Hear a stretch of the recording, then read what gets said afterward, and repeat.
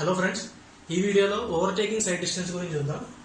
So overtaking sight distance, అసలు overtaking అనేది అసలు ఎలా జరుగుద్ది అనేది ఈ డయాగ్రామ్ లో మీకు సింపుల్ గా ఎక్స్ప్లెయిన్ చేస్తాను.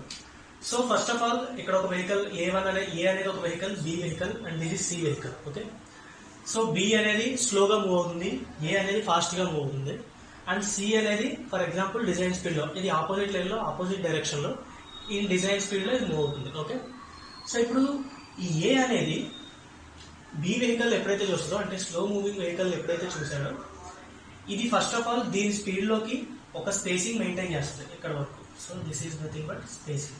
ఓకే, సో ఒక ఇంటర్మీడియట్ స్పేసింగ్ అనేది మెయింటైన్ చేస్తూ ఫస్ట్ దీని వెనకాలే ఫాలో చేస్తుంది ఫర్ సమ్ టైం వరకు. ఓకే, సో ఫాలో చేసి ఇది ఆపోజిట్ లైన్ లో ఏవైనా వెహికల్ వస్తుందా లేదా అనేది చూసుకొని ఒకసారి ఫిక్స్ అయిన తర్వాత మనం ఓవర్టేక్ చేయొచ్చు అనేది డిసైడ్ అయిన తర్వాత ఇలా ఓవర్టేక్ చేసి మళ్ళీ ఒక spacing. So this is the again it is a spacing. ఈ స్పేసింగ్ మెయింటైన్ చేసి దీన్ని ఓవర్టేక్ చేసి ఇక్కడికి వెళ్ళిపోద్ది.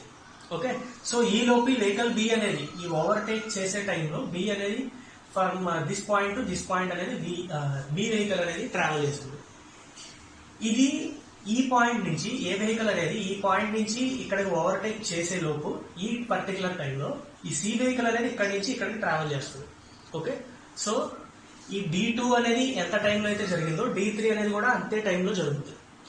బట్ D1 అనేది మాత్రం ఒక reaction time, nothing but it reaction time, ఒక రియాక్షన్ టైం అనమాట. సో ఈ VB అనే స్పీడ్ కి మనం A1 అనేది దీని స్పీడ్ కి డిక్రీజ్ అయిపోయిన తర్వాత ఒక రియాక్షన్ టైం అనేది కాసేపు ఆలోచించుకొని ఓవర్టేక్ చేయడానికి డిసైడ్ అయ్యే time reaction time. So first of all మనకి D1 ఈజ్ ఈక్వల్ టు ఏమవుతుందంటే VB ఇంటూ T.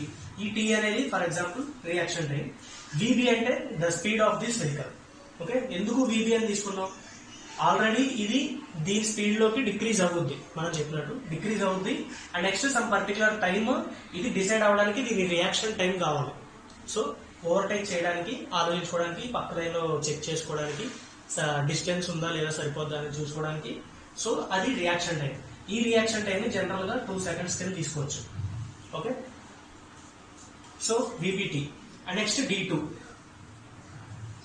ఈ D2లో దీన్ని మనం 3 parts కింద చేసుకోవచ్చు. సో 2 spacings ప్లస్ ఈ డిస్టెన్స్. ఈ డిస్టెన్స్ మనకి సపోజ్ ఈ D2 ఓవరాల్ గా మొత్తం క్యాపిటల్ T టైంలో జరిగింది అనుకుంటే కనుక, సో క్యాపిటల్ T టైంలో జరిగితే అప్పుడు ఆ క్యాపిటల్ T టైంలో ఈ B1 అనేది ఇక్కడి నుంచి ఇక్కడికి మూవ్ అయింది కదా.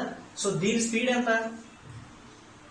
VB ఇంటూ క్యాపిటల్ T అంతే కదా. సో ఈ distance VB capital T plus S అంటే ప్లస్ 2S. ఈ S కి మన దగ్గర ఎంపెరికల్ ఫార్ములా ఒకటి ఉంది. S అంటే నథింగ్ బట్ స్పేసింగ్ అని చెప్పాం కదా. So S is equal to 0.7 VB plus 6 metres. So ఇంత డిస్టెన్స్ అనేది జనరల్ గా స్పేసింగ్ అనేది మెయింటైన్ చేస్తాం. జనరల్ గా ఏ వెహికల్ అయినా సరే, ఒక వెహికల్ ఓవర్టేక్ చేసేటప్పుడైనా దాని వెనకాల ఫాలో అవ్వాలన్నా కూడా ఈ డిస్టెన్స్ మనం మినిమం మెయింటైన్ చేయాలి. ఓకే, సో ఇది ఎంపెరికల్ ఫార్ములా. ఇది ఇందులో సబ్స్టిట్యూట్ చేస్తే D2 అనే వాల్యూ వస్తుంది. బట్ టైం T, ఈ T మనం ఎలా కనుక్కోవాలి? జనరల్ గా ఒక యూనిఫామ్లీ యాక్సిలరేటెడ్ బాడీని తీసుకున్నప్పుడు దాని యొక్క డిస్ప్లేస్మెంట్, సో మనకి ఫార్ములా తెలుసు కదా, S is equal to VT plus ½ AT square. ఇది మనకి యూనిఫామ్లీ యాక్సిలరేటింగ్ బాడీకి ఉన్నప్పుడు ఈ V అనేది ఏంటంటే ఇనిషియల్ వెలాసిటీ అనమాట. సో ఇది ఫార్ములా. ఈ దీన్ని మనం ఈ D2 కి మనం ఈక్వల్ చేసుకోవచ్చు. ఎందుకు? ఇక్కడ నుంచి ఇది యాక్సిలరేట్ అవుతుంది.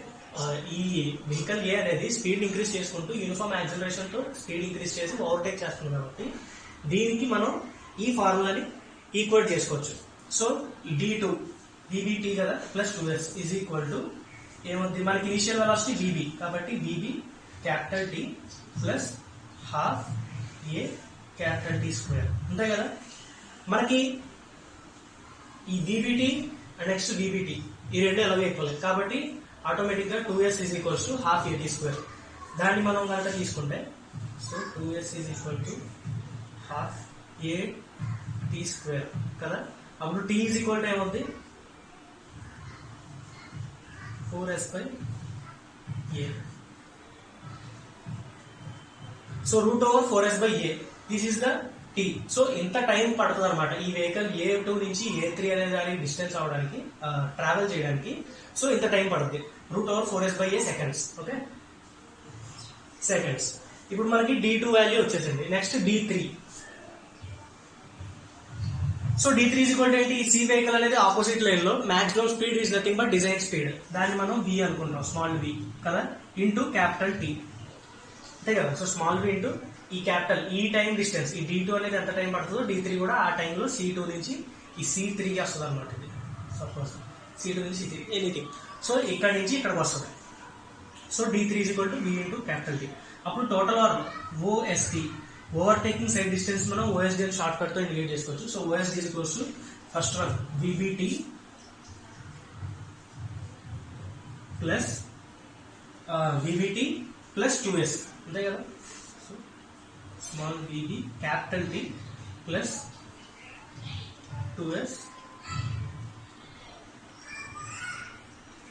Plus V capital T. So this is the final formula for overtaking side distance. Okay, ఇవి రెండు డిఫరెన్స్ చూసుకోండి. ఇది స్మాల్ టీ వస్తుంది. This is nothing but reaction time 2 seconds అని తీసుకుంటాం. ఇది capital T. Capital T formula ఏంటంటే √4s/a. ఏ అంటే ఏంటి? యాక్సిలరేషన్. సో ఇది acceleration of the vehicle, not due to gravity. Acceleration of the vehicle. S అంటే spacing. Spacing is equal to 0.7 VB plus 6 metres లో వస్తుంది అనమాట ఈ వాల్యూ. ఎందుకు? ఈ VB అనేది మీటర్స్ పర్ సెకండ్. VB ఇందులో కూడా ఈ VB ఈ V కూడా అన్ని మొత్తం మీటర్స్ పర్ సెకండ్ లో తీసుకున్నప్పుడు ఈ ఫార్ములా వచ్చింది మనకి. Okay, so kilometre per hour లో ఇస్తే కనుక దాన్ని మనం మీటర్స్ పర్ సెకండ్ లోకి కన్వర్ట్ చేసుకోవచ్చు. ఎలాగా? Into 1000/3600, 60 into 60. So kmph into ఈ వాల్యూ చేస్తే మనకి మీటర్స్ పర్ సెకండ్ లో కన్వర్ట్ అవుతుంది. దాన్ని తీసుకొచ్చి ఈ ఫార్ములా సబ్స్టిట్యూట్ చేస్తే OSD అనే వాల్యూ వస్తుంది. సో జనరల్ గా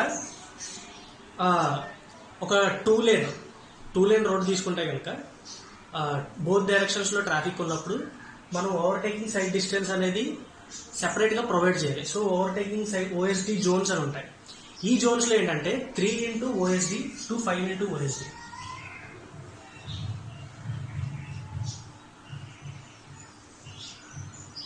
okay, so for example OSD ఒక 100 మీటర్స్ లెంత్ అనుకుంటే అప్పుడు 300 to 500 మీటర్స్. ఈ లెంత్ ఆఫ్ రోడ్ లో మనం కొద్దిగా రోడ్ అనేది వైడెన్ చేసి ఎక్స్టెండ్ చేసి ఒక 3.5 మీటర్స్ అటు 3.5 మీటర్స్ అటు రోడ్ ఎక్స్టెండ్ చేసి ప్రొవైడ్ చేయాలి. ఎందుకు? అదే నథింగ్ బట్ ఓవర్టేకింగ్ జోన్ అనమాట.